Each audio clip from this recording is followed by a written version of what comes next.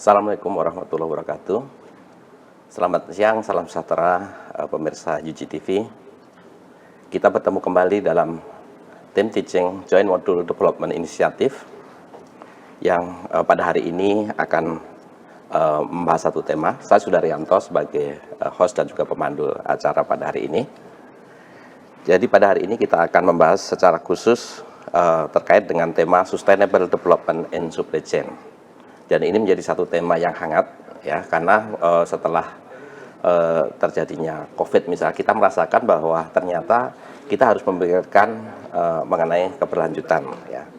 Dan dalam hal ini nanti ada beberapa narasumber yang akan memberikan materinya. Yang pertama terhadir di studio Profesor Dr. Insinyur Budi Hermana dari Universitas Gunadarma.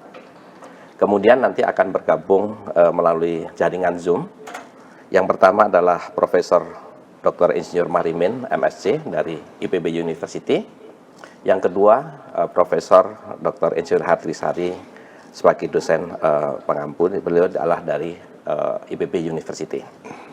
Dan dalam kesempatan ini nanti kita akan berbicara dalam beberapa segmen ya. Dan di dalam penyampaian materi nanti akan banyak hal yang mulai kita yang fundamental, kemudian setelah itu akan melihat bagaimana implementasinya di lapangan dan juga beberapa tantangan yang terkait dengan masalah supply chain ini. Dan kita akan fokus nanti bagaimana sustainable agroindustrial supply chain ini bisa terwujud, khususnya di dalam memberikan kontribusi nanti kepada pembangunan ekonomi dan lebih fokus lagi pada sumbangan pada SDG ya. Baik, untuk yang pertama saya persilahkan pada dosen pengampu pertama, yaitu Profesor Dr. Insinyur Marimin untuk memaparkan materi, dan nanti akan dilanjutkan juga dengan diskusi di antara para pengampu. Saya persilakan pada Profesor Dr. Marimin untuk menyampaikannya materinya. Silakan. Terima kasih Bapak Dr. Sudaryanto atas waktu yang diberikan. Selamat siang pemirsa semuanya. Assalamualaikum warahmatullahi wabarakatuh. Pada kesempatan siang ini kita sangat bergembira bisa melanjutkan sesi-sesi sebelumnya. Kita hari ini masuk ke modul 2, khususnya dalam digital supply chain, sesi yang pertama. Untuk kita ketahui bersama bahwa sebelumnya kita adalah menyelesaikan satu modul, yaitu tentang digital transformation for sustainable agroindustry, khususnya dalam hal digital transformation and sustainable agroindustry seri pertama, yaitu ke sustainable agroindustry. Nah, pada kesempatan modul 2 ini kita akan banyak membahas tentang sustainable digital supply chain for agroindustry development. Baik Bapak, Ibu dan pemirsa sekalian, izinlah kami akan share screen.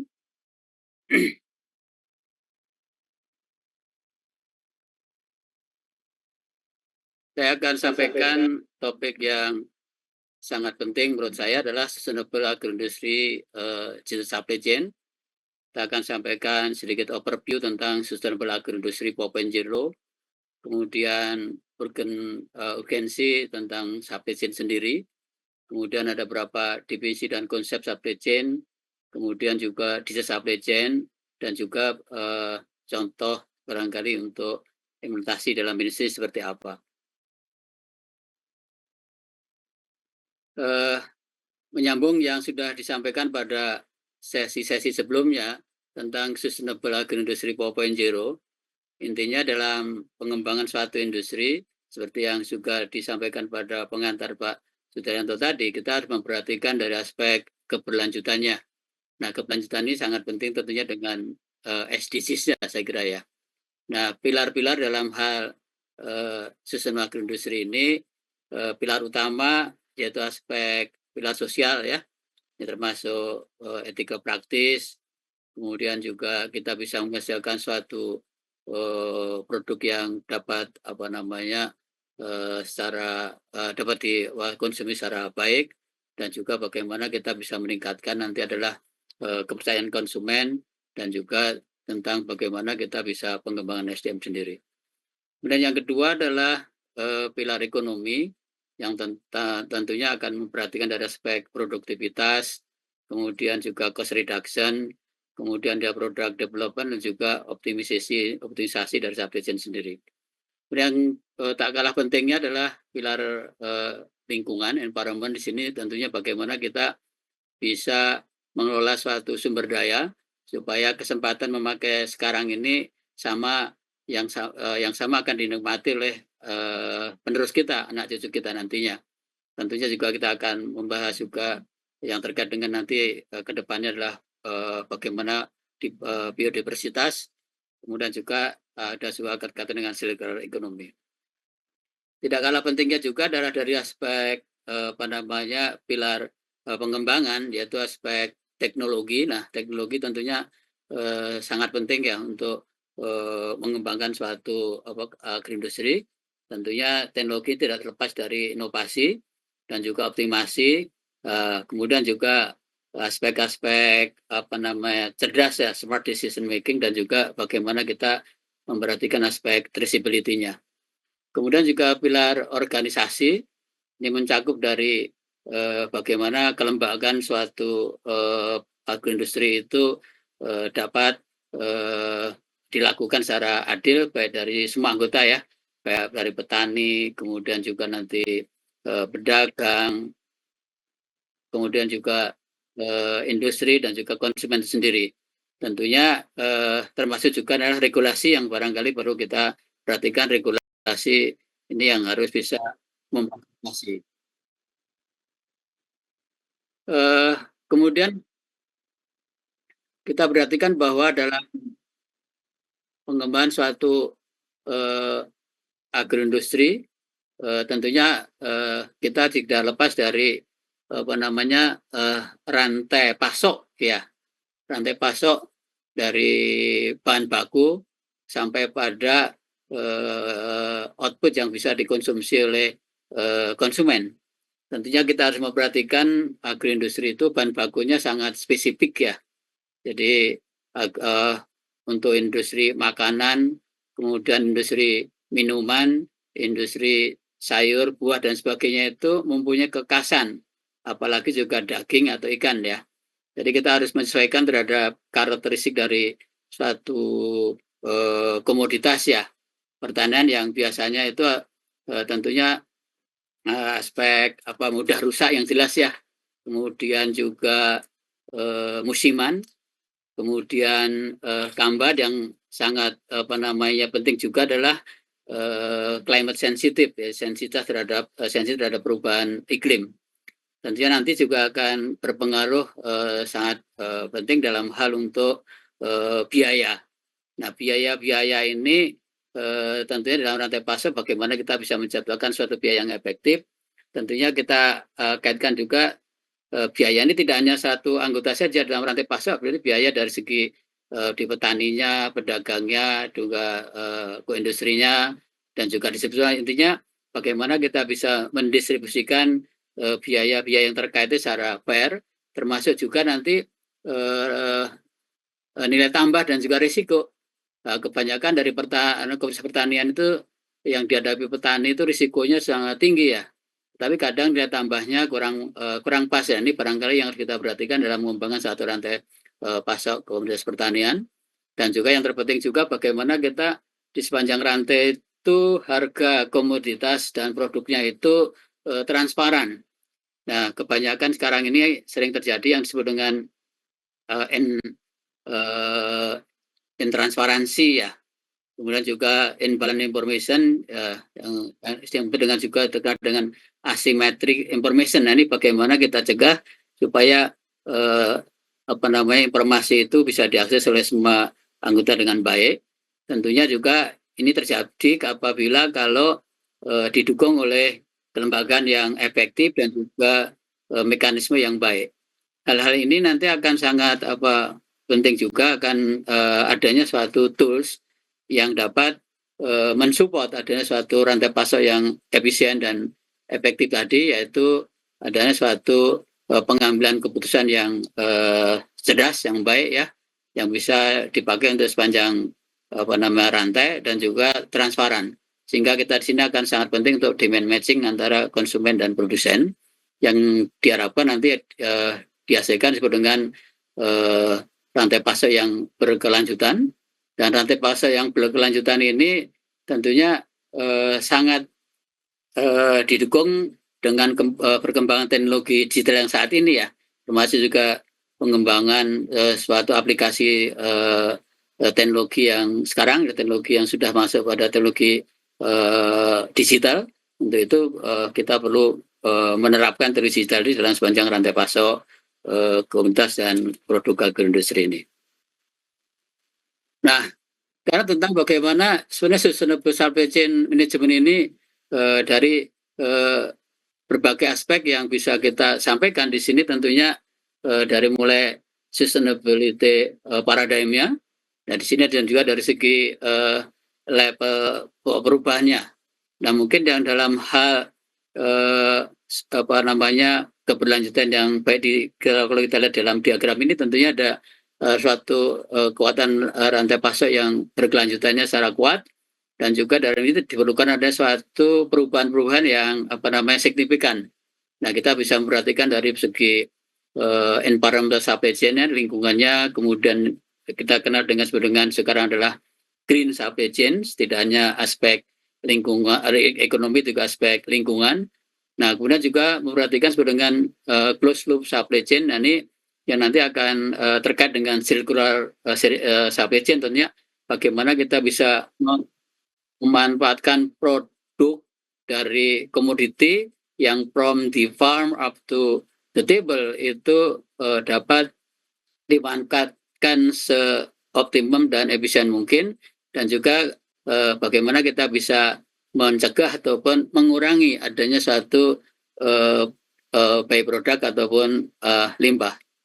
Sehingga dalam hal pengembangan supply chain ini tentunya perlu harus mensupport adanya suatu sustainability yang mencakup dari berbagai istilah-istilah yang rantai pasok ini, dari mulai advanced supply chain, green supply chain, closed loop supply chain, circular supply chain, sampai pada sustainable supply chain ini. Sehingga kita bisa merasakan nanti dampak yang signifikan dari supply chain ini dalam hal keberlanjutan dan juga dalam hal keperpihakan ya suatu rantai bisnis dari hulu sampai hilir secara berkelanjutan dan secara bagus. Pemirsa sekalian, di dalam hal digital supply chain ini tentunya kita perlu memperhatikan dari aspek yang dengan aspek fisik dan juga digital world-nya. Dan aspek fisik ini tentunya kita melihat dari segi kenyataan di lapang, dari mulai bagaimana kita menggunakan alat transportasinya, kemudian mungkin menggunakan robot-robot, menggunakan sensor-sensor ya, yang bagaimana bisa mengantar dan juga merubah material ini menjadi suatu produk bagaimana dan juga sepanjang rantainya, dan produk ini tentunya bernilai tambah. Tentunya hal ini akan diperlukan suatu aliran informasi yang harus dapat dimonitor secara baik, baik secara konektivitasnya dan juga dianalisa secara metode yang benar, dan juga termasuk juga nanti bagaimana menghitung values-nya dan juga distribusi values-nya, sehingga nilai dari suatu rantai pasok ini bisa diantarkan dari hulu sampai hilir, dan juga nanti kalau bisa diperhatikan juga dari hilir dikembalikan ke hulu ya, dengan forward dan backward. Mungkin yang terkenal sekarang juga ada reverse supply chain ya.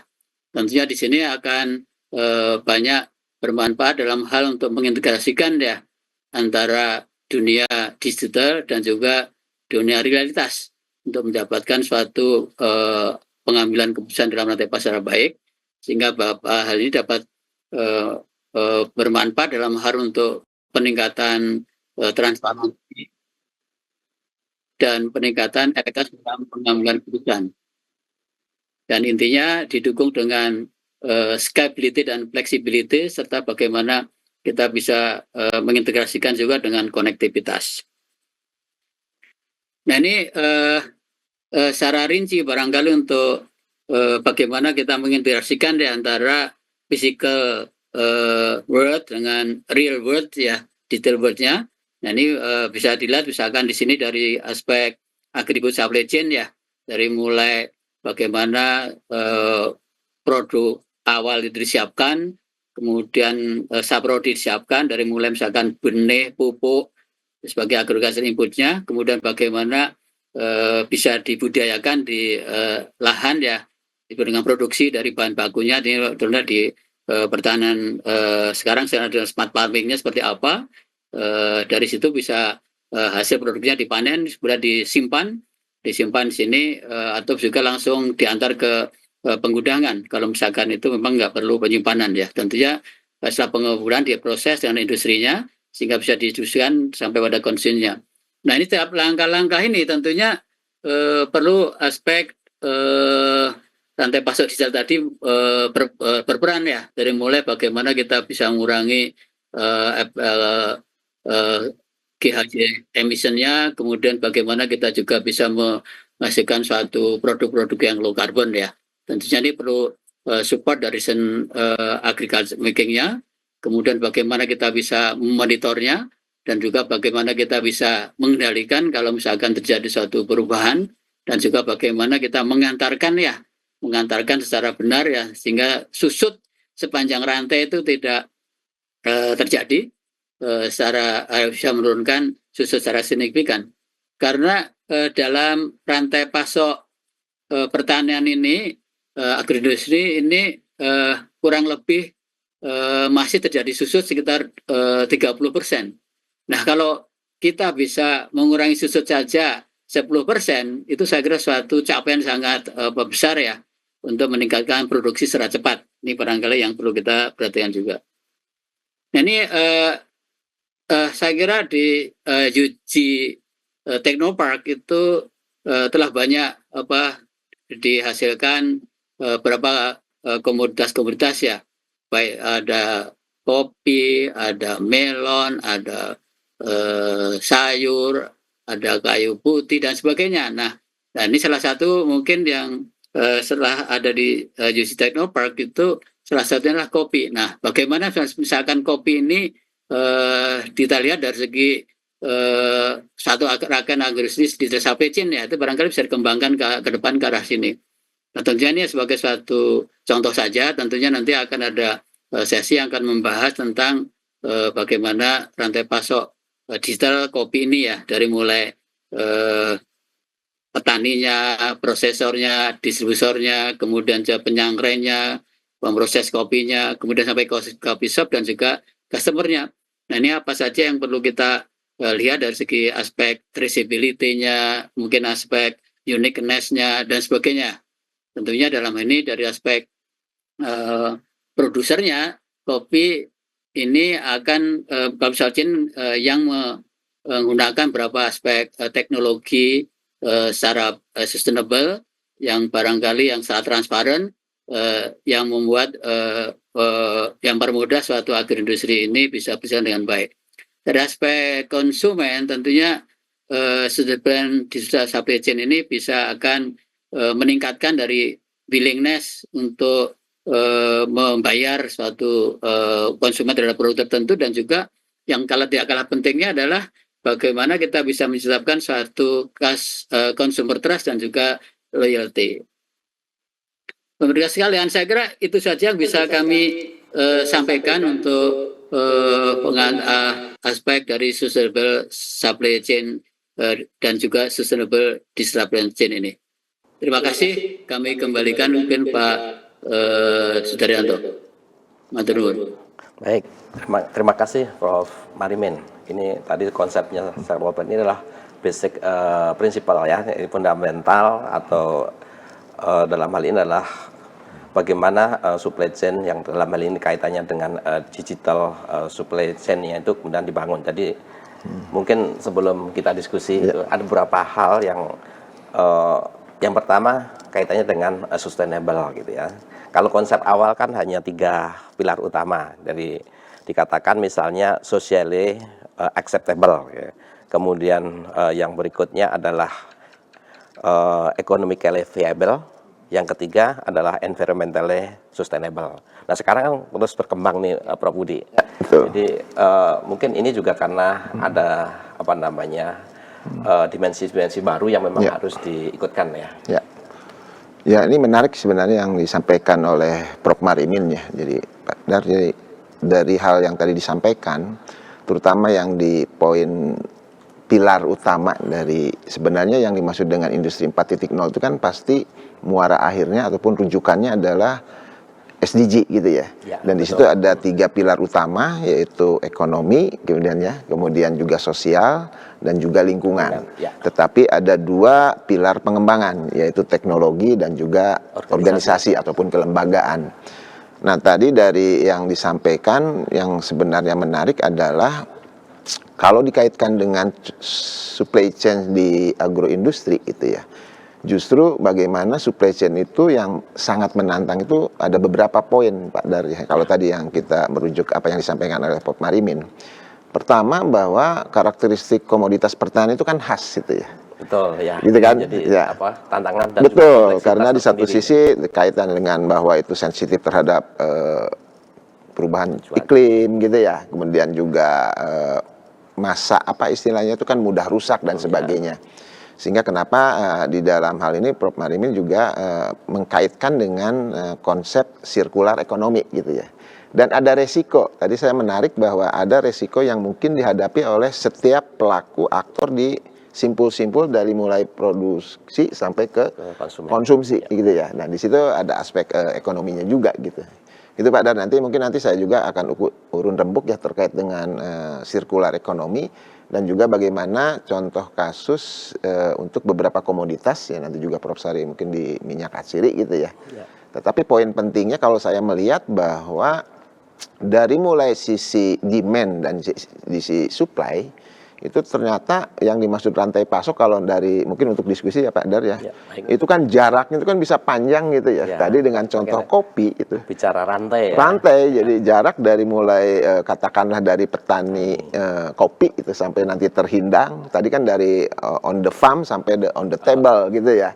Nah itu ternyata jaraknya kan kalau yang saya baca bahwa jarak ataupun kompleksitas supply chain di produk makanan dan minuman itu termasuk yang kompleks dan juga panjang gitu, dan itu sangat menarik gitu Pak Dar, mungkin sedikit baik. Diskusi. Saya mungkin menambahkan sedikit bahwa supply chain ini kan salah satunya diarahkan kepada nanti efisiensi, betul. Yang kedua transparansi ya, jadi nanti bisa termasuk juga traceability, jadi kemampuan untuk bisa dilacak dari satu proses ke proses berikutnya. Saya mohon untuk konfirmasi dari Prof Marimin ini. Jadi tadi salah satunya karena kompleksitas gitu ya, kita akhirnya membutuhkan satu decision support system gitu. Tapi ini agak berbeda, yaitu yang cerdas gitu. Mungkin bisa disampaikan kira-kira karakteristiknya seperti apa ya, Prof? Baik, terima kasih. Saya kira tambahan dari Pak Daryanto dan Prof Budi itu sangat lengkap dan terima kasih. Dan khusus yang menjadi isu tentang decision support system ya, bahwa kita tahu bahwa rantai pasok ya itu kan melibatkan suatu aliran informasi yang dari mulai petani, kemudian pedagang, kemudian industri, kemudian konsumen. Yang sering terjadi di sini adalah informasi itu dari petani tidak sampai kepada industri ataupun konsumen, dan dari konsumen ya apa yang diinginkan tidak sampai kepada petani dan juga produsennya. Nah inilah pentingnya suatu nanti desain support systemnya, dan dari fungsi dari desain support systemnya ini tentunya akan mencoba untuk mengelingkan ya antara kebutuhan konsumen dengan juga kemampuan dari produsen. Sebagai misal yang sering terjadi dalam rantai pasok pertanian itu adalah karena musiman tadi ya, pada musim-musim tertentu itu produksinya melimpah sehingga konsumennya tidak sanggup lah mengkonsumsi semuanya. Industri pun juga tidak sanggup itu. Maka masih sering terjadi ironi sekali ya di lapangan. Sering kita lihat ada tomat dibuangin di jalan itu kan. Itu salah satu sindiran terhadap kita sebetulnya, bagaimana suatu perencana yang bisa merencanakan supply dan demand itu supaya match antara yang dibutuhkan dengan yang diproduksi. Maka dalam desain support system ini tentunya secara presisi, cerdas tadi bisa mengestimasi salah satunya lah jumlah apa yang dibutuhkan dan jumlah yang diproduksi. Nah, ini adalah perencanaan produksi menjadi sangat penting. Dan juga perencanaan produksi ini harus sesuai dengan waktunya, jumlahnya, dan kualitasnya. Saya kira pertama itu fungsi dari decision support ini tentunya nanti dalam rangka untuk matching antara demand dan supply. Tentunya ini akan berkembang untuk bagaimana merencanakan tanam dan juga merencanakan pola tanam sedapat mungkin bahwa walaupun musiman tadi ya, mengurangi dampak musiman tadi. Kalau kita bisa mengintegrasikan adalah pertanian yang melalui cerdas, seperti pertanian greenhouse, mungkin greenhouse lebih bisa kita tata ya, artinya di seluruh waktu bisa kita lakukan dengan baik. Kemudian yang kedua sebenarnya aspek harga ya. Nah, ini selama ini mungkin terkendala dalam kondisi pertanian itu harga bahan baku yang sangat berfluktuasi. Kadang mahal, kadang murah gitu ya.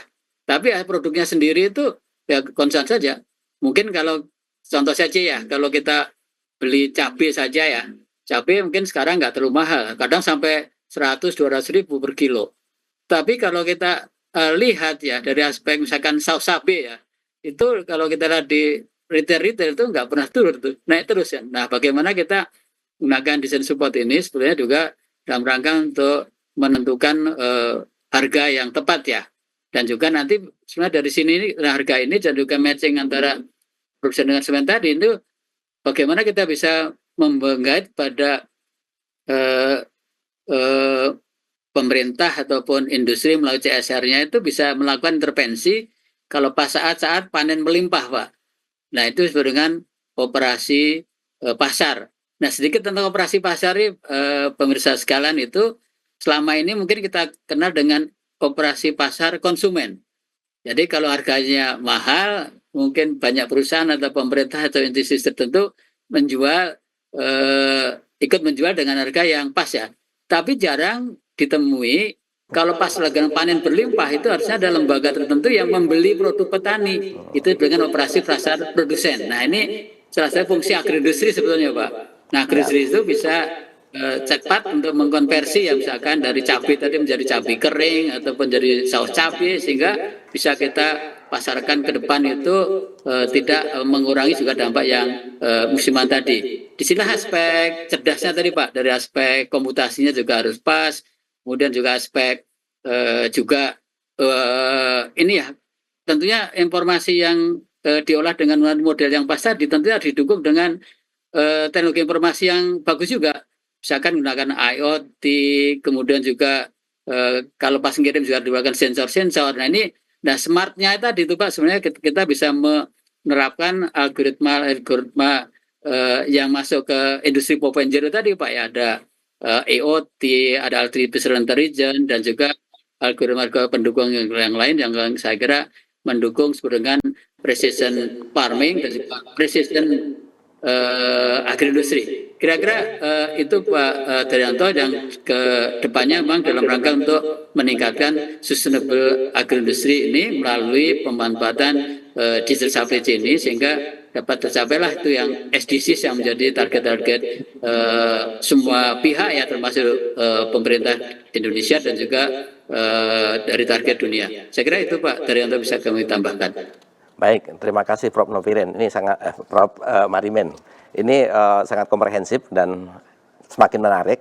Jadi para pemirsa UGTV, nanti kita akan lanjutkan di segmen berikutnya. Saya kira diskusi menjadi lebih intens dan menarik. Untuk itu kita akan rehat sebentar dan nanti akan lanjut di segmen yang kedua.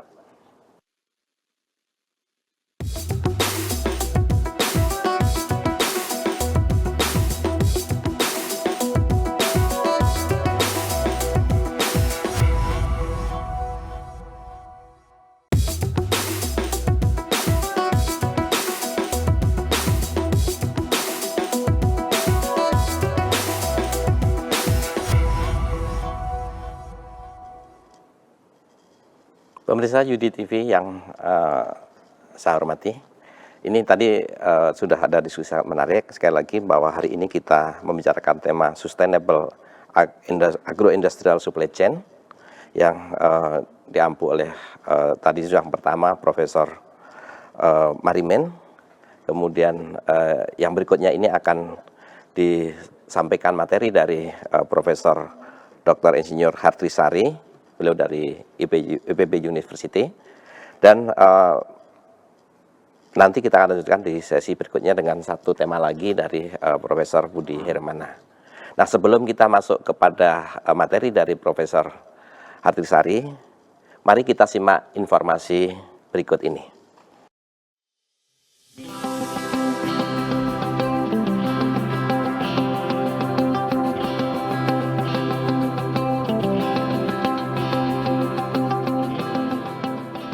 Hari ini telah hadir bersama saya Ibu Profesor Dr. Hartrisari Harjomijoyo atau yang biasa disapa dengan Ibu Sari ya Bu. Siap. Beliau adalah dosen dari Departemen Teknologi Industri Pertanian IPB University.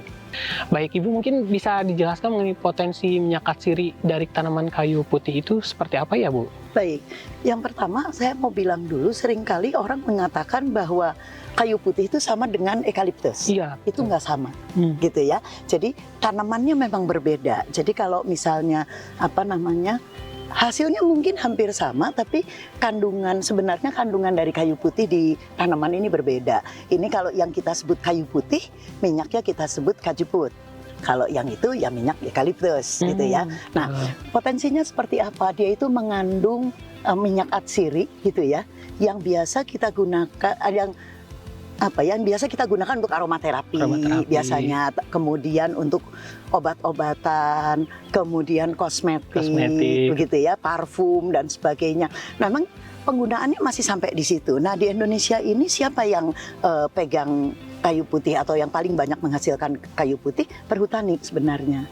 Nah, saat ini memang masih minyak kayu putih yang kita pakai, di mana minyak kayu putih itu masih sering dicampur gitu. Kenapa? Karena kandungan yang paling tinggi dari kayu putih adalah sineol. Kalau kayu putih seperti ini kira-kira kandungannya itu sekitar sineolnya sekitar 35% gitu kan. Sedangkan kalau untuk yang eukaliptus itu sekitar lebih dari itu. Nah, sehingga memang seringkali kita campur gitu antara kayu putih dengan atau kajuput dengan yang eukaliptus itu. Nah, potensinya untuk apa? Ini sangat banyak sekali. Memang akhir ini agak lesu nih pasar ini. Harganya tuh kan sekitar 350 sampai 400 ribu sebenarnya per kilonya gitu ya, kalau kita bilang per kilo dari daunnya. Coba sekarang kita lihat ini ya Mas ya. Ini kayu putih itu diambil dari daun. Kalau daunnya kita remukkan seperti ini gitu ya. Kemudian kita cium, itu pasti khas baunya. Iya, ya sama kan? Mirip sama kayu putih yang biasa ada di rumah biasanya Bu ya. Tetapi ini kan masih mentah gitu ya. Nah, bagaimana caranya ya? Potensinya itu banyak sekali potensinya, tetapi sekarang ini masih belum. Kenapa? Karena memang masih dipakai di dalam negeri. Kita masih sedikit sekali untuk mengekspor kayu putih. Baik. Itu. Ini kan Bu, aromanya mirip ya dengan kayu putih yang biasa saya gunakan. Kebetulan anak-anak saya juga suka pakai ya Bu. Iya, betul. Nah, biasanya untuk cara ekstraksi minyak atsirinya sendiri bagaimana ya Bu? Oke. Secara umum. Kalau secara umum itu yang kita sebut dengan penyulingan. Itu bahasa ininya. Nah, kalau itu kita memakainya distilasi, kita memakai dengan uap. Jadi gimana? Jadi daunnya seperti kayak dimasukin, yang paling gampang ya, kayak dimasukin dandang, jadi dia menguap, kemudian dikondensasi pakai air dingin, jadi dia turun gitu kan. Nah, itu yang biasa. Tapi ada lagi teknologi yang lebih baru yang bisa meningkatkan gitu ya, supaya apa? Karena rendemennya kan kecil sekali, ini paling 3-5%. Dari daun sama ranting kita ambilnya. Ranting gitu juga bisa ya? Bisa, rantingnya. Nggak percaya saya potel lagi sedikit aja ya. potong sedikit, bauin. Pasti masih ada, tapi memang yang paling banyak dari daun gitu ya. Nah, jadi ekstraksinya biasanya kita pakai distilasi uap, memalang itu nomor 1. Jadi kalau teman-teman ini mau lihat bagaimana minyak atsiri dari kayu putih itu dihasilkan, daerah Jawa tuh paling nomor 1, Pemalang punya gitu ya. Jadi artinya itu yang bisa dipakai. Nah, saya bilang tadi gimana kita mau meningkatkan rendemen, kalau cuma 3% kan repot juga, pakai enzim. Tapi memang enzim itu kan agak mahal gitu ya, jadi itu biasanya memang industri-industri besar yang pakai. Kemudian juga kita bisa pakai pelarut etanol. Nah, persoalannya kalau nanti etanol ya pisahin lagi. Nah, misahinnya itu yang kira-kira itulah Mas. Baik. Berarti salah satu tantangan dari produksi minyak atsiri itu yang pertama adalah rendemennya rendah gitu ya Bu ya. Rendah, betul. Mungkin selain rendemennya rendah yang biasa dihadapi di tingkat petani ataupun di produsen itu apalagi ya Bu selain rendemen rendah? Biasanya ya itu yang kita sebut dengan ada kata-kata minyak kayu putih palsu. Ada juga ya Bu? Ada kata-kata itu. Kenapa? Karena memang biasanya dicampur begitu. Ya, kalau nyampurnya misalnya juga dengan minyak kayu putih mungkin agak oke, tetapi seringkali nggak seperti itu.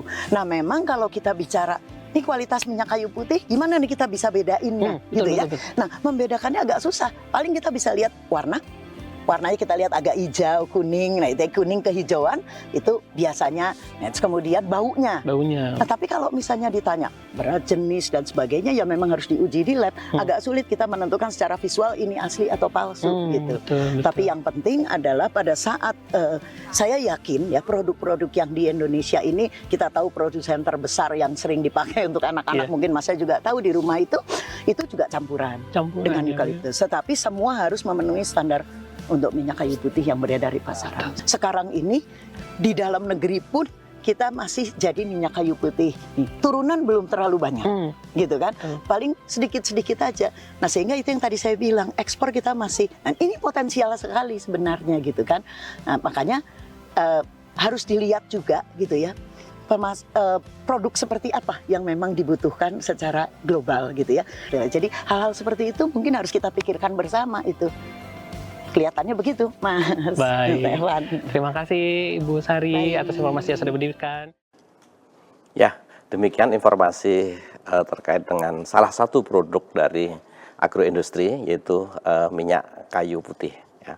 Dan tadi juga dijelaskan berbagai permasalahan yang muncul. Nah, salah satunya adalah mungkin nanti akan dibahas secara lebih detail oleh narasumber yang kedua, Profesor Hatrisari ini, terkait dengan digital supply chain dan dengan mengambil contoh kasus salah satu produk agroindustri, yaitu minyak kayu putih. Selanjutnya saya persilahkan pada Profesor Hatrisari untuk menyampaikan paparannya. Silakan, Prof.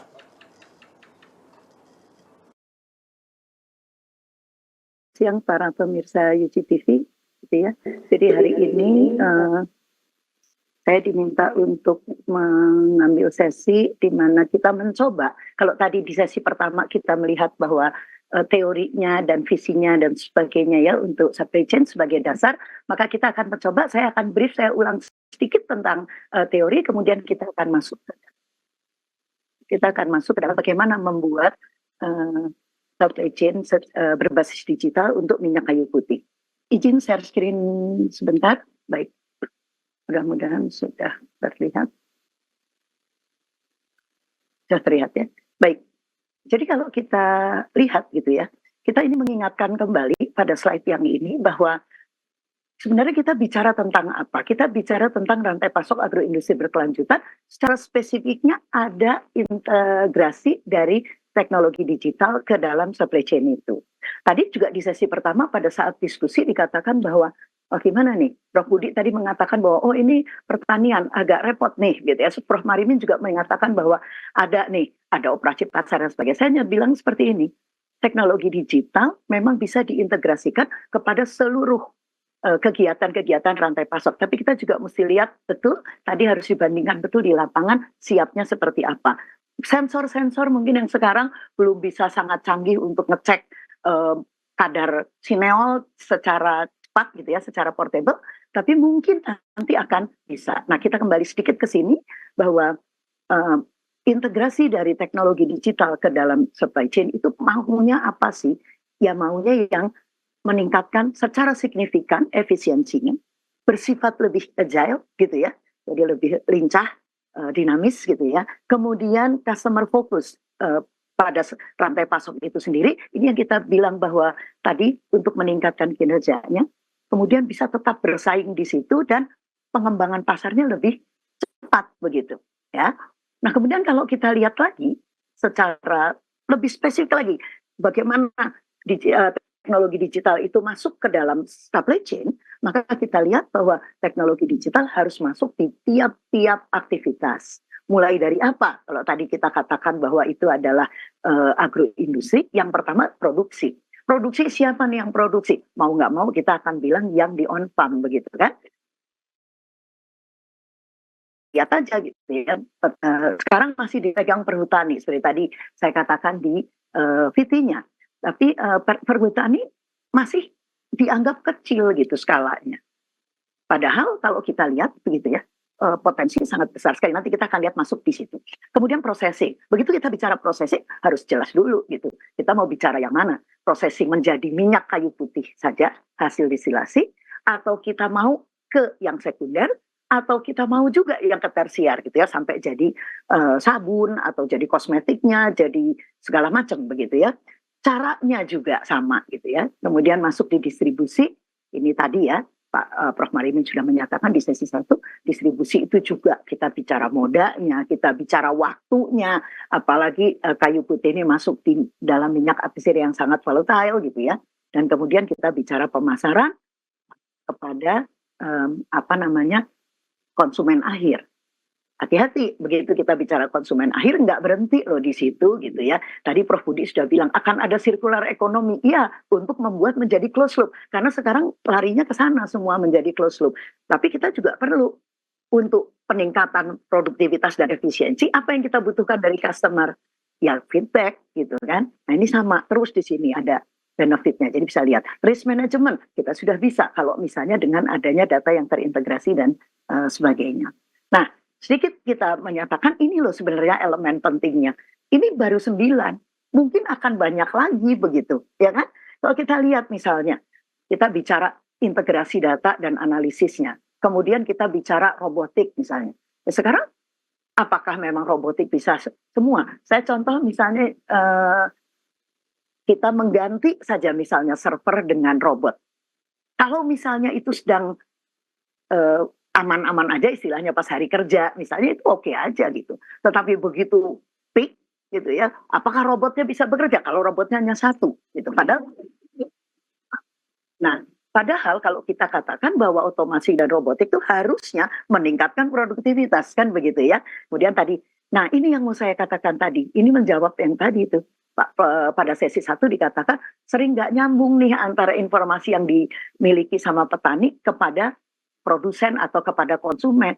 Ini kuncinya, kolaborasi dan komunikasi. Nah kalau itu semua bisa dinyatakan dengan baik, maka sebenarnya match semua gitu ya. Sustainability practice, ini larinya nanti SDGs, bilahkan nanti Pak Prof. Budi gitu ya. Kemudian ini nomor 8 juga, ini harus hati-hati kita. Etik dan sosial. Kenapa? Makanya kembali kita katakan tadi, jadi sustainable agroindustry membuat bisnis tidak hanya mendapatkan keuntungan saja, tetapi juga kita menjaga untuk anak cucu kita, kan begitu. Memperhatikan apa? Ya etik dan sosial gitu. Baik, kita sekarang masuk sedikit kayu putih. Ini agak mengulang sedikit di VT bahwa ini memang potensial. Kenapa? Karena memang ini asli Indonesia. Namanya, nama latinnya adalah Melaleuca kaju putih. Sekarang namanya itu, dulu namanya Lecodendron. Nah kalau sekarang kita udah ada kata kaju putih, kita pasti ingat kaju put oil gitu kan. Tadi kita juga salah, kita mengatakan kaju put sama dengan eukaliptus, pohonnya aja beda gitu. Tapi sineol sama kandungannya, artinya apa? Ya baunya ya gitu-gitu juga lah ke kayu putih gitu ya. Dia akan tumbuh di tanah yang kering dan sedikit berkapur. Kemudian kita ambilnya biasanya daun, tapi juga biasanya juga diambil dari ranting. Majority kita ambil dari daun, tapi ranting juga menghasilkan minyak. Dan kemudian kualitasnya ditentukan dari apa? Ditentukan dari kadar sineolnya. Jadi sineol ini adalah senyawa kimia yang membuat bau khas dari si minyak atsiri yang ada di dalam plant itu atau tanaman itu. Kita menggunakan distilasi. Tadi kalau untuk skala besar kita pakai distilasi uap, kita pakai enzimatik, kita bisa pakai apa? Ini juga menjadi kompleksitas nanti di dalam memilihnya. Nah, kayu putih sendiri sudah ada SNI-nya. Jadi di Indonesia sudah ada standarnya dan dilihat di konten atau kadar dari sineolnya. Jadi ada super kategori itu lebih besar 60%, kemudian sampai minimal 50% itu untuk kategori pertama. Nah, disinilah sebabnya kenapa tadi kalau kita tahu bahwa kalau diproses itu rendemennya kecil, makanya sering kita campur tuh ya dengan eukaliptus. Kok dicampur sama eukaliptus? Ya karena memang harga eukaliptus lebih rendah daripada harga minyak kayu putih kajuput gitu ya. Dan biasanya kita impor masih ini eukaliptus oil ini ya. Kemudian udah dicampur. Nah, Indonesia ini memang terbesar penghasil kayu putih, tetapi dipakai di dalam negeri kita baru memenuhi permintaan konsumen sebesar 17-20% saja. Jadi sisanya dari mana? Dari impor. Nah, pertanyaannya, bisa ekspor enggak? Ya nanti kita lihat gitu, produk seperti apa yang bisa kita lakukan gitu ya. Nah sekarang ini situasi akhir-akhir ini sudah agak lesu, tapi sekarang sudah mulai kembali gitu ya. Maka kemarin itu agak rendah yang dibeli kajuput oilnya. Nah ini menjadikan kenapa kita mengambil kayu putih sebagai satu contoh gitu ya. Baik, kita lihat sekarang. Nah, kalau kita masuk di supply chain saja, kita belum bicara digitalnya. Tadi kita bilang, dari awal on farm sampai table istilahnya. Tapi saya lanjutin lagi, dari table itu kan ke customer akhir. Di produsennya gimana? Ya waste stream itu, gitu ya. Nah, kita lihat. Kalau lihat kita bilang production, itu berarti on farm. Masuk ke processing.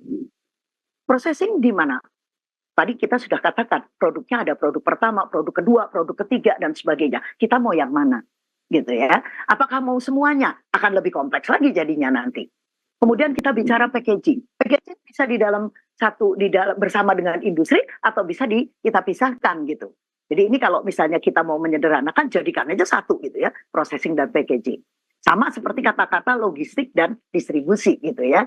Jadi kita kalau misalnya kita mau jadikan satu, bisa, mau kita pisahkan juga bisa. Itu kan kita bisa melihat bahwa apakah mana yang mau kita fokuskan gitu. Kalau kita bicara customer sekarang, nah customer apa? Bagaimana kita mendapatkan umpan balik dari pelanggan? Kenapa ini jadi penting? Karena begitu kita mendapatkan umpan balik dari pelanggan, maka kita tahu posisi kita seperti apa. Ingat, kita ini di dalam bisnis. Kita ingin masih tetap berkompetisi. Kita masih ingin produk kita ada di pasaran, kan begitu ya. Kemudian masuk ke waste stream. Ini menjadi yang terakhir. Makanya kalau orang bilang di dalam satu industri itu ada awalnya 5M menjadi 7M, maka sekarang kita pasti harus menambahkan satu faktor lagi yaitu yaitu environment. Jadi man, money, machine, material, method itu 5M pertama, kemudian ada market management itu menjadi 7M, plus jangan lupa sekarang environment. Ini juga akan berkembang lagi nanti, bukan hanya 7M1E, misalnya kita bisa tambahkan hal-hal lain. Mohon maaf, semoga suara saya masih terdengar jelas. Baik, kemudian kita masuk nih, kalau fisiknya, tadi di sesi 1 dikatakan bagaimana secara fisik. Baik, kita lihat ini di daun kayu putih gitu ya. Masuk ke processing, kita ambil saja sekarang, hanya distilasi. Distilasi bisa dari skala yang kecil sampai yang besar. Ini saya ambil contohnya yang di Rumah Hatsiri Solo, itu dia cukup skala besar. Ya, dia pakai distilasi uap. Tapi di tempat lain juga ada yang menggunakan enzim, gitu ya. Kemudian kita packaging, kita sudah tahu ini produknya kira-kira seperti ini. Kemudian masuk di logistik dan distribusi, masuk ke customer, begitu banyak mulai produknya. Makanya tadi kita bilang di sini kita harus milih, gitu kan. Nah, pohon industri menjadi satu tools yang bagus, atau kita melihat pohon industri yang bagus seperti apa ya. Nah, baru kemudian dari sini. Tadi saya bilang tidak boleh stop karena ini membuat menjadi close loop, gitu ya, loop tertutup istilahnya. Nah, loop tertutup itulah yang kita jadikan pengaitnya adalah waste stream. Yang atau kita bilang nanti masuknya di ekonomi sirkuler. Nah, kita masuk lagi di sini. Kompleksitasnya seperti apa sih begitu ya? Di dalam produksi nggak cuma nanam, kita mesti milih juga bibitnya. Kemudian kita juga bagaimana pemberian pupuk dan pestisida yang sesuai misalnya. Kemudian bagaimana nanamnya, jarak tanamnya seperti apa, kapan mulai ditanam supaya nggak berbarengan, supaya tidak terjadi panen raya gitu ya. Kalau begitu panen raya kan nanti harganya turun. Kemudian kapan waktu panennya, bagaimana metode panennya. Nah di dalam prosesing juga sama gitu. Banyak hal yang mesti kita lakukan. Ada optimasi prosesnya, kenapa? Karena meningkatkan produktivitas, meningkatkan rendemen dan sebagainya. Kualitasnya seperti apa. Kemudian risk management. Storage manajemennya, inventory-nya. Masuk ke bagian bagaimana mendelivery produknya, bagaimana mendistribusikannya, pakai apa, jaringannya seperti apa, kemana, paling bagus seperti apa, nah seperti itu ya. Kemudian kita masuk di customer dan waste. Maka kalau kita masuk lagi, lebih jauh lagi, lebih dalam lagi, maka kita bisa lihat gitu. Ini hal-hal yang tadi 9 elemen di dalam bagaimana menerapkan teknologi digital ke dalam semua kegiatan-kegiatan yang ada di rantai pasok itu akan masuk. Contohnya misalnya nomor 1, integrasi data dan analitik itu akan diperlukan sekali.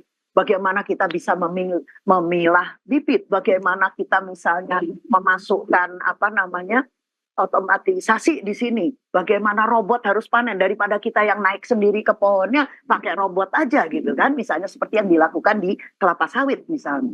Kemudian kapan waktu panennya supaya tidak terjadi panen raya. Sama di sini juga. Jadi semua hal tadi kalau teman pemirsa melihat lagi kembali tadi 9 inti elemen itu semua bisa dimasukkan di dalam setiap kegiatan yang ada di sini. Ya. Nah, kita sudah melihat ini menjadi satu hal yang kelihatannya oh iya ini hanya rantai pasok di mana teknologi digital itu akan dimasukkan gitu ya. Tetapi kita harus lihat juga gitu bahwa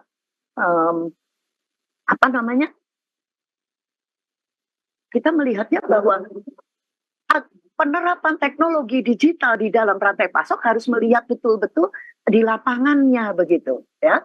Contohnya mungkin dengan teknologi sekarang yang ada, kita mungkin bukan nggak 9, kita masih 2 atau 3. Kita lihat juga skalanya di dalam UKM ataupun dia industri menengah. Kita bisa nggak masukkan teknologi digital itu? Kalau nggak bisa ya udah nanti dulu gitu. Tapi kami optimis bahwa dengan pengembangan teknologi sekarang ini, maka nantinya bukan tidak mungkin kita punya sensor-sensor yang terbaik, di mana bisa juga mengukur misalnya. Glukosa sekarang sudah bisa diukur dengan langsung portable sensor. Maka kenapa Siniol nggak bisa gitu? Mungkin ya udah ada perbedaan, nggak masalah gitu. Saya pikir mungkin itu saja paparan dari saya. Saya kembalikan kepada moderator. Terima kasih. Terima kasih Prof. Artrisari. Ini luar biasa tadi menambahkan banyak insight dari apa yang sudah disampaikan Prof. Marimin. Nah, tadi ada beberapa hal yang mungkin juga menarik untuk kita diskusikan, Prof. Budi.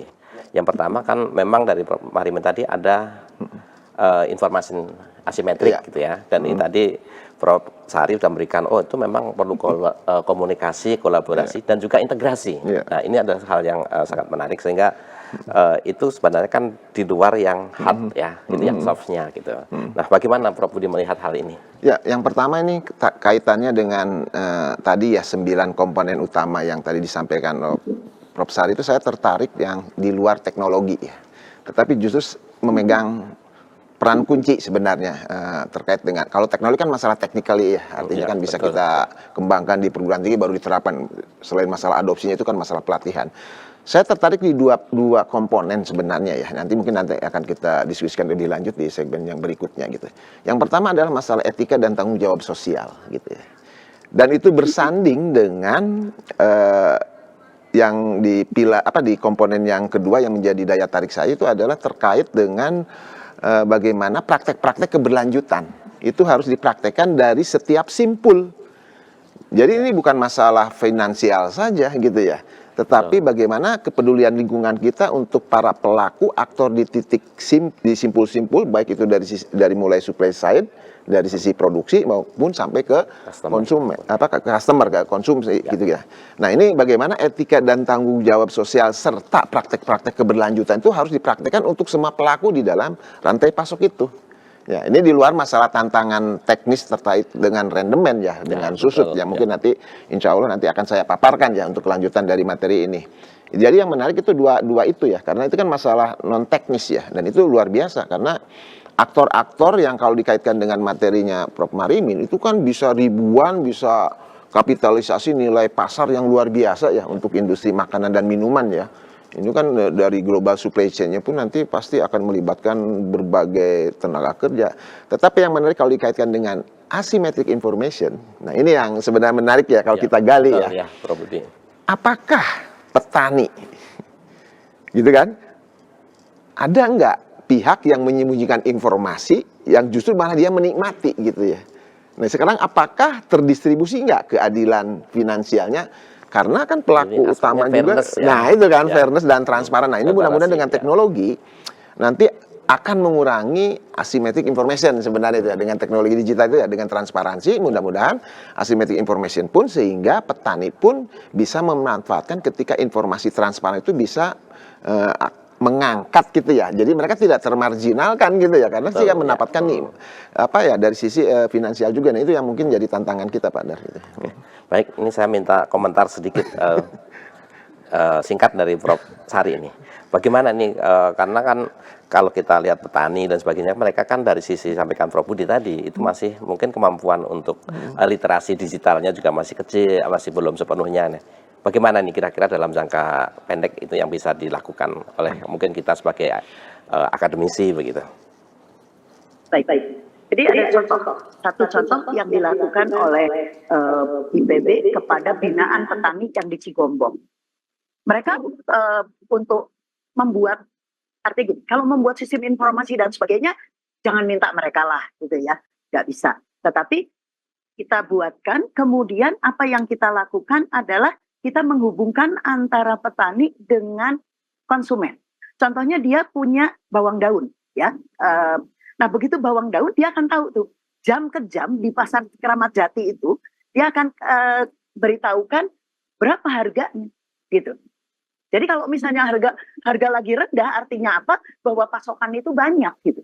Sehingga ditahan dulu, nggak jalan itu pasokan dari Cigombong ke sana. Jadi artinya apa? Penerapan teknologi digital yang mungkin nggak usah terlalu tinggi kalau untuk yang hal kayak gitu. Pakai HP bisa. Sama seperti misalnya kita mengirimkan data. Kalau kita mengirimkan data, nah ini sekarang semua sudah pakai HP, sudah WA, semua bisa masuk kan begitu ya. Hanya masukkan di komputer, pakai Excel sedikit atau dokumen, semua dikirim. Jadi saya berpikirnya penerapan teknologi digital, kembali lagi seperti yang tadi dikatakan Prof. Marimin di sesi pertama, bahwa kita harus lihat betul di lapangannya seperti apa gitu. Karena jangan sampai itu mengubah budaya. Nah kembali lagi kepada etika dan sosial tadi gitu. Kenapa? Karena saya menanggapi tadi apa komentar dari Prof. Budi, saya juga setuju bahwa di dalam supply chain itu kita bisa menghitung value, kita bisa menghitung juga waste, kita bisa menghitung juga apapun bisa kita hitung di situ. Begitu kita menghitung value, kita harus perhatikan yang paling biasanya dimarginalkan itu yang pertama justru. Nah kalau begitu gimana caranya?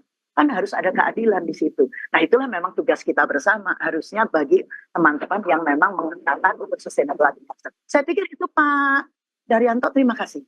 Baik, terima kasih Prof. Hartisari. Ini menarik dan saya kira untuk yang sesi kedua ini sudah banyak juga nanti insight untuk yang sesi yang ketiga. Pemirsa UD TV yang saya hormati, kita akan rehat sejenak dan kita akan lanjutkan di sesi yang berikutnya. Dan tadi sudah menarik, salah satunya adalah waste stream ya. Nanti dari Prof. Budi mungkin akan membahas mengenai hal itu. Baik, terima kasih. Kita tunggu untuk yang sesi yang ketiga.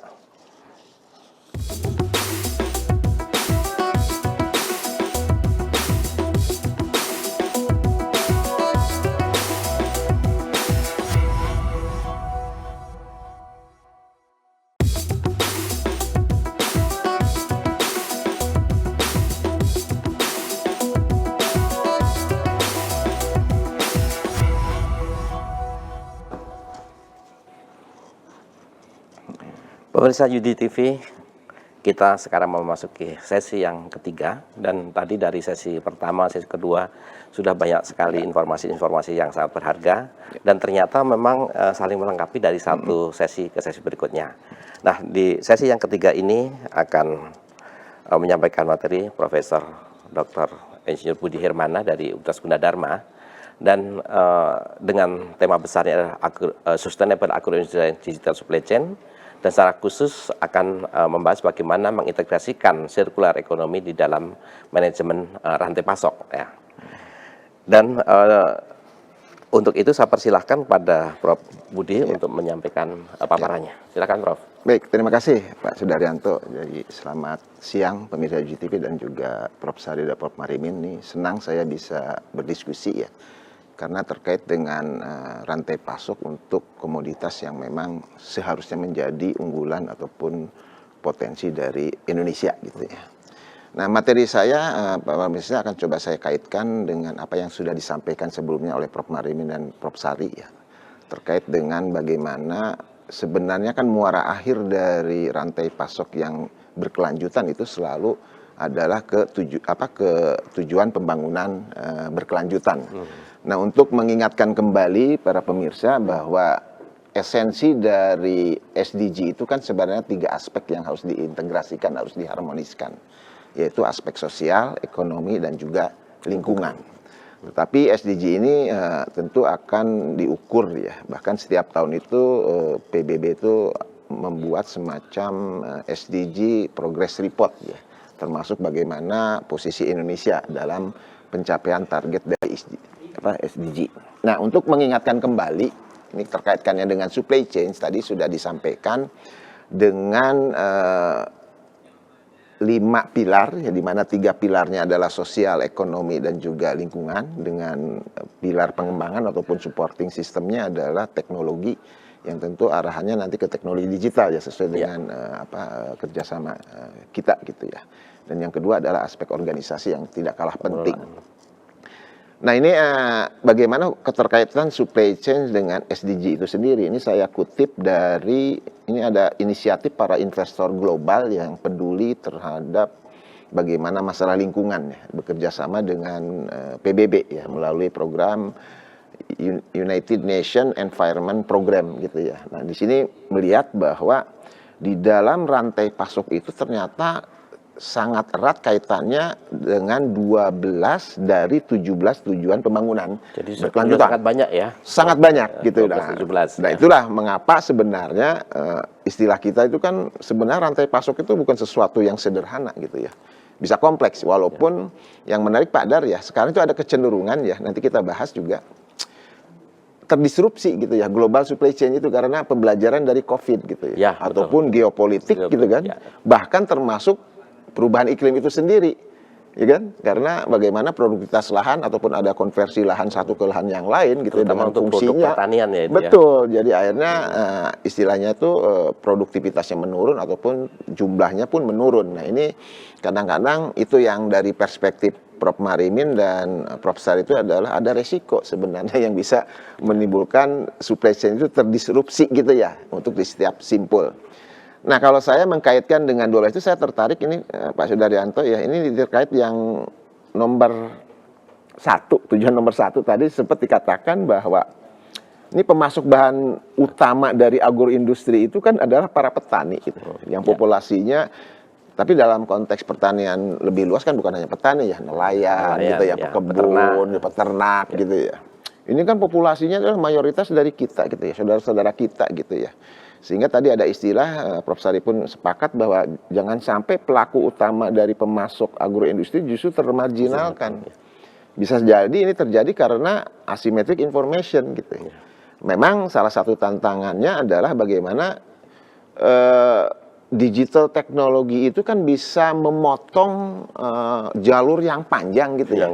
Mungkin ya kan? gitu nah, ya, sehingga nanti petani, nelayan ataupun peternak itu punya penguasaan atas informasi pasar dari sisi pengguna akhir gitu ya. Nah, ini yang kadang-kadang yang dimaksud dengan ada ketidakseimbangan informasi untuk setiap titik simpul gitu. Walaupun kita tahu persis bahwa kalau mereka kan lebih banyak, mohon maaf, dengan menjual langsung tanpa proses tambahan, nilai tambah gitu ya, sehingga orang kan identik dari perspektif ekonomi ketika sebuah aktor di dalam supply chain itu menikmati atau membuat sebuah proses nilai tambah, maka itu berkorelasi bahwa profit marginnya pun nambah kan gitu ya. Ya. Tapi Jadi nanti sebenarnya harus masukkan sebenarnya value chain dan nah supply chain itu ya, kadang-kadang value chain itu kan dilihatnya dari perspektif konsumen gitu ya. Tapi apakah value itu juga dinikmati juga nggak dengan para pemasok bahan baku utama agroindustri. Nah ini tantangan gitu ya Pak Dar ya. Jadi nggak, saya hanya sedikit merefresh kembali. Jadi betapa pentingnya rantai pasok di sektor agroindustri terhadap kontribusinya terhadap pencapaian SDG. Nah selanjutnya ini saya hanya coba mengkaitkan dengan tadi yang disampaikan bahwa ada resiko terdisrupsi ya. Tadi kalau Prof. Sari mengatakan dari 9 pilarnya adalah satu pilarnya adalah risk management gitu. Ya kan?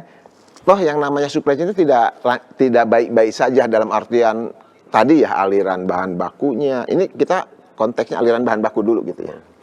Tetapi sepengetahuan saya, sepengetahuan saya Pak Dar ya, kadang-kadang kita aliran bahan baku itu fokus pada bahan baku utama gitu ya. Dan produk utama gitu. Padahal dalam setiap proses itu kan selalu ada byproduct, ada susut gitu tadi kan, ada susut dan sebagainya gitu. Nah kalau untuk yang tayang ini saya singkatnya begini Pak Dar ya.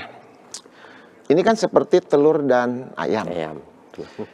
Sektor pertanian juga menyumbang terhadap kerusakan lingkungan gitu ya. Tetapi di tahap selanjutnya ketika lingkungan juga berubah maka akan berdampak pada pertanian. Jadi dua arah ya. Dua arah. Jadi kayak apa ya istilah itu kan kausalitas lah gitu lah. Tinggal mana telur duluan atau ayam duluan.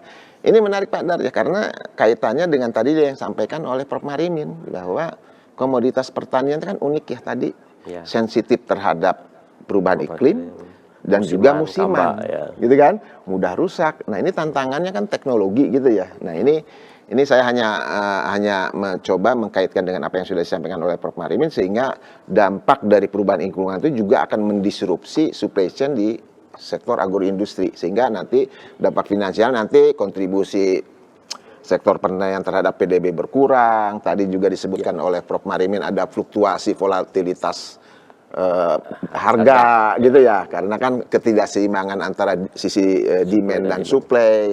Nah ini kan itu yang menjadi tantangan kita juga gitu ya, termasuk bagaimana sharing dari profitabilitas dari setiap komoditas itu. Nah kemudian Pak Sudaryanto juga, ini saya akan coba melanjutkan apa yang disampaikan oleh terutama Prof. Sari ya, bahwa ada waste stream gitu ya. Kita kadang aliran bahan itu cenderung ke aliran bahan utama dan produk utama. Padahal di situ ada potensial, ada aliran limbah susut yang mungkin dihasilkan dari semua titik gitu kan.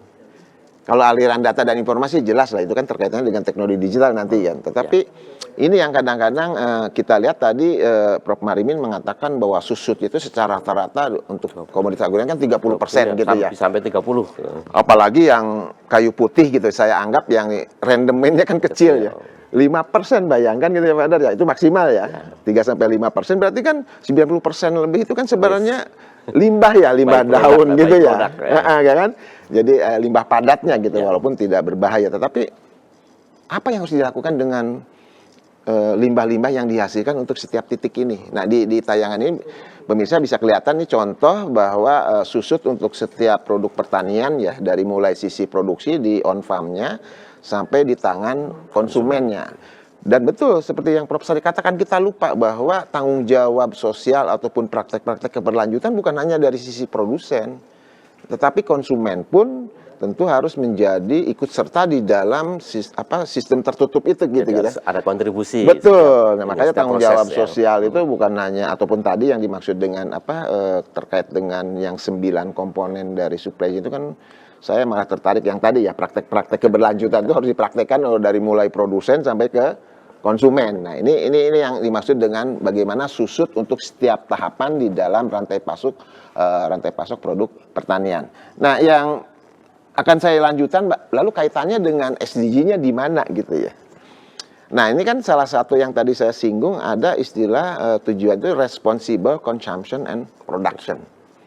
Nah ini ada indikator gitu ya. Nah ini ya bukan memang ada informasi yang kurang menggembirakan Pak Dar ya. Kan setiap tahun itu kan PBB membuat progress report ya untuk capaian target SDG ini ya. Tahun ini kita skornya kan 0 sampai 100. Tahun lalu, tahun 2003 di atas 70, sekarang di bawah 70 gitu, 69. Bahkan peringkatnya ke 78 dari 166 gitu ya. Nah, salah satu yang stagnan, tidak ada perkembangan signifikan justru adalah tujuan yang nomor 12 ini Pak Dar, Responsible Consumption and Production. Yang salah satu indikatornya adalah itu yang dilihat di tayangan, food waste dan loss. Nah, ini yang menjadi perlu perhatian, bagaimana yang selalu dikatakan jangan kita concern ke aliran bahan baku dan produk utama saja, bukan hanya ke aliran data dan informasi saja, bagaimana circular flow of income saja, walaupun tadi ada ketidakadilan, ada potensi ketidakadilan, tetapi bagaimana susut dan limbah ini juga berkontribusi terhadap kerusakan lingkungan yang diukur melalui tujuan yang nomor 12. Nah, lalu bagaimana harusnya gitu kan? Nah, ini yang coba saya urun rembuk bagaimana menerapkan circular economy konsep ya ke dalam supply chain. Ini sama seperti yang tadi yang Prof. Sari mengatakan ada closed loop gitu ya. Bagaimana dari mulai pengumpulan, pengolahan sampai akhirnya pengangkutan, logistik dan masuk ke konsumen itu kembali semua lagi. Titik itu memang harus apa ya? Kalau per definisi gini Pak Dar ya, yang dimaksud circular economy adalah sebenarnya ada sebuah sistem atau aktivitas ekonomi ya yang berusaha memperpanjang siklus hidup produk gitu kan, sehingga berkontribusi dalam pertumbuhan ekonomi dengan mengurangi emisi, mengurangi limbah kan gitu ya. Mengurangi dampak ya. Dampaknya. Nah, ini kan tapi harus di semua titik-titik di dalam supply chain gitu ya, bukan hanya tanggung jawab produsennya. Jadi akhirnya menjadi social responsibility dari semua aktor yang ada di dalam supply chain ini. Nah, ini yang sebenarnya konsep sederhananya, sehingga kalau dipetakan bagaimana circular ekonomi di dalam rantai pasok itu kan kita pun harus concern seberapa banyak polusi limbah yang dihasilkan untuk setiap simpul itu gitu. Nah, ini sekedar tambahan saja, sehingga nanti bagaimana kita tujuan yang nomor 12 responsible consumption and production itu tidak stagnan gitu ya. Karena memang ya menjadi tantangan kita bersama bagaimana semuanya harus punya responsibility. Nah, ini kaitannya dengan apa yang disampaikan oleh Prof. Sari gitu ya, bahwa ada social responsibility, ada corporate social responsibility ya untuk semua aktor-aktor yang ada di dalam rantai pasok itu gitu. Nah, baru selanjutnya saya coba kaitkan ya lebih ke arah pelaku-pelaku. Tadi sempat disampaikan ya bagaimana degradasi tanah yang kaitannya dengan penggunaan pestisida kan gitu ya.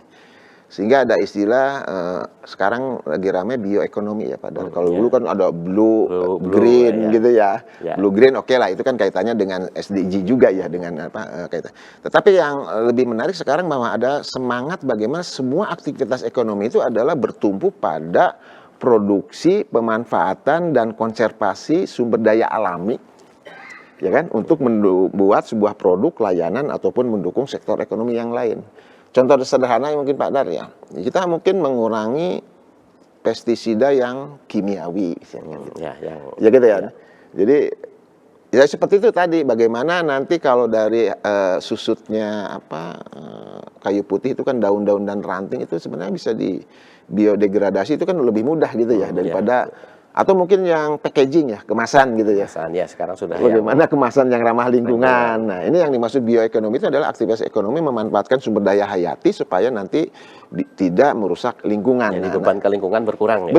Betul. Jadi praktek-praktek ini yang saya katakan bahwa kadang-kadang praktek-praktek keberlanjutan itu mungkin dari yang sederhana yang terkait dengan kita sebagai masyarakat maupun sebagai pengusaha ataupun investor yang terlibat dalam proses produksi yang lebih kompleks gitu ya. Nah, ini yang akan menjadi acuan kita gitu ya. Sehingga nanti tadi disampaikan juga oleh Prof. Marimin kan ada circular supply chain. Nah, saya mencontohkan langsung ke foodnya gitu ya, ke agroindustrinya. Jadi artinya bahwa di dalam proses produksi pun kita harus mengidentifikasi, tadi ada istilah waste stream ya, aliran limbah pun ya harus kita identifikasi jumlah dan sebagainya. Bukan hanya masalah mengidentifikasi, setelah itu mau diapakan gitu lah.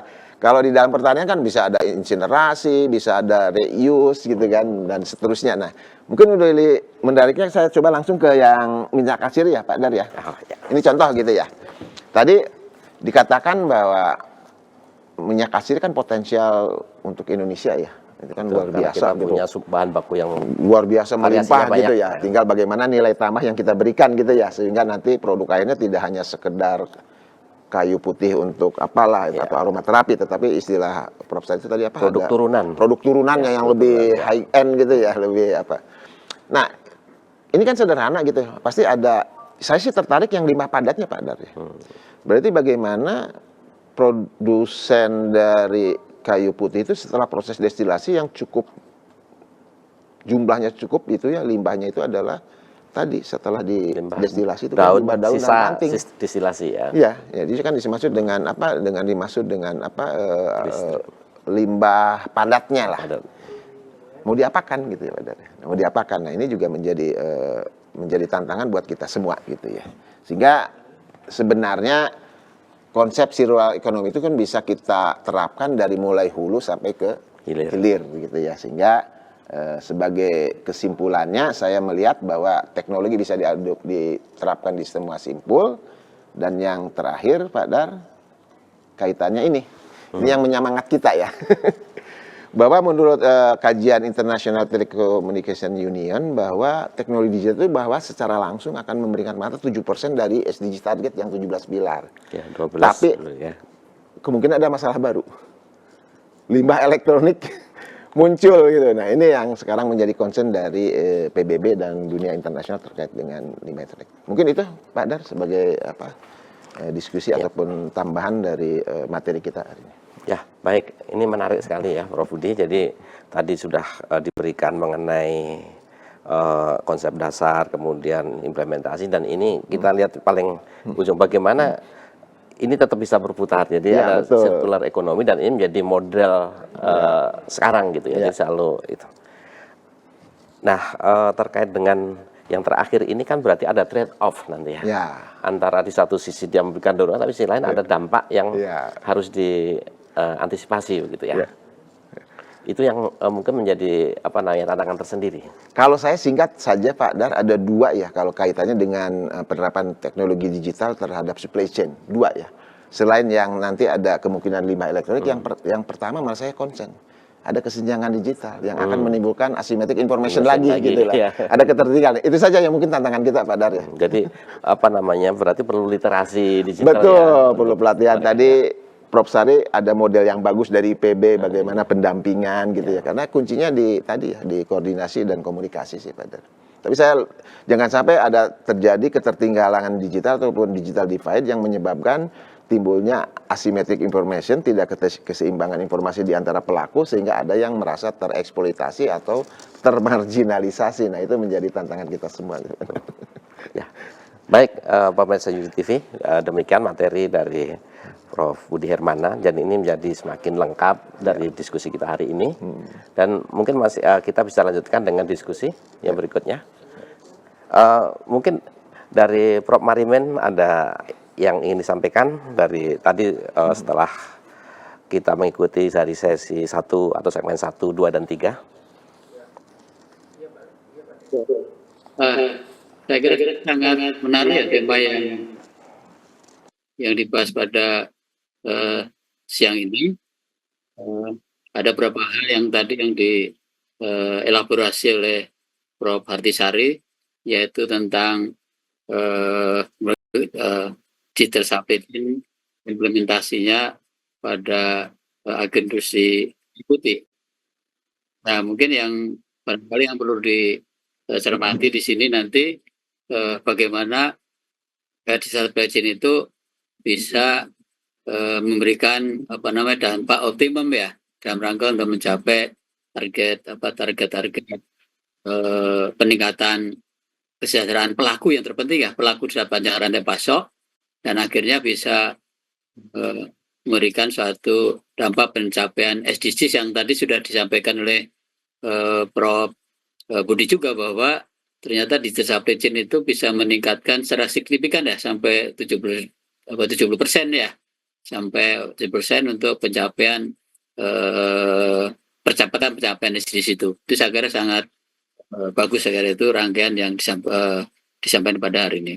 Dan tidak kalah pentingnya barangkali tentang tadi apa namanya circular economy ya, sebagai suatu pendekatan terkini ya dalam rangka untuk mengembangkan bisnis di dalam suatu bisnis pertanian ya, termasuk agroindustri.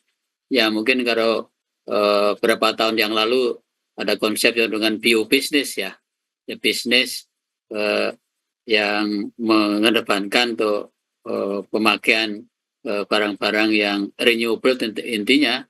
Nah sekarang tadi ada istilah yang terkini juga muncul dengan bioekonomi. Nah ini barangkali konsep-konsep bioekonomi dari biobisnis ini menjadi yang sangat penting juga untuk jadi suatu integrasi ya ke dalam suatu dukungan kita dalam digital supply chain dalam rangka untuk mengembangkan suatu bioekonomi tadi. Yang tidak kalah penting satu lagi adalah tentang bagaimana pemanfaatan ya baik produk maupun waste ya untuk semua komoditas pertanian ya, yang selama ini mungkin komoditas pertanian hanya diambil produk utama saja. Nah dengan circular economy ini kita bisa memanfaatkan ya baik produk secara optimum ataupun juga waste-nya secara optimum, sehingga yang akan jadi beban ke lingkungan itu semakin kecil ya, dan bisa termanfaatkan dan ke semua sektor yang terlibat. Itu barangkali yang krusial juga menjadi perhatian kita. Yang terakhir barangkali dari kami itu tentang ini bagaimana mengurangi intransparansi dan juga asymmetric information tadi ya, sehingga ada semacam potensi dan kemampuan yang sama untuk memanfaatkan informasi di sepanjang rantai ya, baik dari petani maupun konsumen, sehingga terjadi suatu demand dan supply yang matching dan juga penjadwalan yang pas, sehingga dapatkan suatu pengurangan susut yang signifikan. Lagi bahwa susut di agroindustri, bahan baku industri itu, terutama di buah sayur dan makanan itu hampir 30% ya, from the farm up to the table itu. Nah kalau bisa kita kurangi 10% saja, itu dampaknya sudah signifikan. Saya kira itu yang bisa kami tambahkan sebagai concern untuk topik pada hari ini, Pak Daryanto. Terima kasih. Baik, terima kasih. Dan singkat saya persilakan Prof. Hartisari untuk memberikan closing remark lah. Silakan Prof. Baik, terima kasih Pak Daryanto. Baik, jadi yang pertama untuk saya adalah ini tadi kita saling nyambung begitu ya. Jadi sangat lengkap gitu diskusinya, mulai dengan teori visi dengan dari Pak Marimin, kemudian saya mencoba sedikit masuk ke bagaimana membuat satu produk agroindustri kayu putih, kemudian dilanjutkan membuat close loop-nya dari Prof. Budi begitu. Ada 3 hal untuk saya. Yang pertama adalah kita bicara tadi adalah rantai pasok. Maka value chain itu menjadi penting. Kenapa itu menjadi penting? Karena menurut saya adalah tadi bukan persoalan value-nya. Kalau value di tiap aktor kita udah bisa ngitung gitu kan. Tetapi bagaimana proporsi yang diterima oleh tiap aktor. Itu menjadi tantangan tersendiri. Dan itu yang memang harusnya kita sebagai tanda kutip anak bangsa begitu ya. Kemudian yang kedua, dengan adanya closed loop, maka kita harus mengurangi dan memanfaatkan hasil samping, bukan hanya bahan utama, tetapi juga yang lainnya, dan di tiap-tiap itu harus ada. Dan yang ketiga, kemudian adalah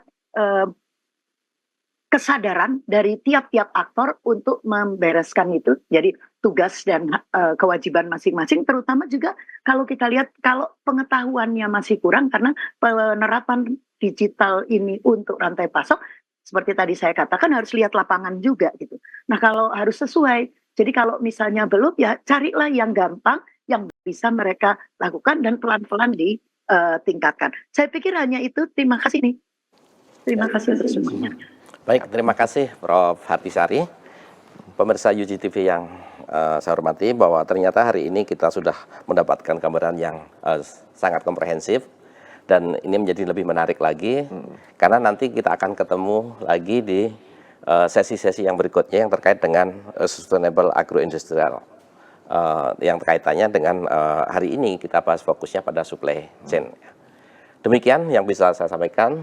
Sampai bertemu kembali di lain kesempatan.